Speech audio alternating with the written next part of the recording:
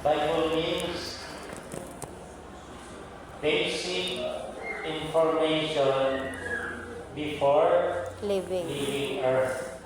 So sa di pa kita mamatay, sa di pa kita mawala, mulakaw, hawa, hindi kalimutan na punta na iputay na tagaan ng importansya bili ng mga pulong sa Ginoo. Kami ng mga isuon kung tagaan kita musimba, tagaan ka musimba, niya mamilaw ka sa pulong sa Ginoo. For 3 years, ako na nabasa ang pinatibukan niya sulod sa Biblia. But sad to say, nagdilit na lang mga nagsimba na ang kaagtig sa pagpaminaw sa mga pulong sa Ginoo.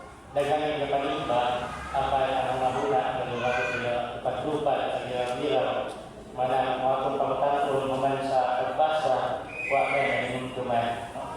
So, kalakanta, pagkala ni kaya, mo na itong batasan, sulod sa Santos ng Eucharistia, ang pag-sentro ang pag-focus kayo sa mga pulong sa Ginoo.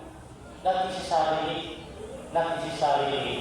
na mag-memorize ka ng mga verses. Para as long as ang mga pulong na pinakatungo, pamilya kita na naagin na siya sa Ebanghelyo, naagin na siya sa balaang kasulatan.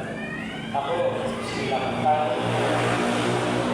hindi natinala na memorize mga verses. Ang sa ako lang ng mga pamilya lang, ikayo, naging man ako major. Hindi man ako major ang pagtulog sa Biblia. Na yung mga pari na nila ang major is about sa Biblia. Mana sila itawag mga exegetes. Kung managikay sila, influensya na ikay sila sa Biblia, mana sila ang matalo na ito mga exegetes na mga master kayo sila sa interpretasyon sa pulong sa Ginoo. Tunan din na siya, ikot na siya, basta na lang na, basta lang kita naminaw, basta lang kayo mabasa. Magaling ang hinungdan karon, ganun dahil kaaling ng watak-watak karon, himog sipahan, himog religion. Ay mauni diya sa atong ikadawang pagbasa ng ingon, na nagkabahin-bahin sila. Tuwag kay aduna sila lain-lain ng mga pagsabot, wala yung panagiusa sa pagsabot diya sa mga pagbasa o sa mga pulong sa Ginoo.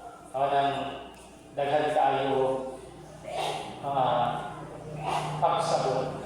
Noon ta, isa na rin paghubad, isa na rin edukasyon sa Biblia. Kanya, ang ubad, maghimo sila religion, pero hindi nila dawaton ang ubad ng mga naakasabala pasulatan tungkol kay supak ng kini diya sa ilahang doktrina, sa ilahang ituuhan.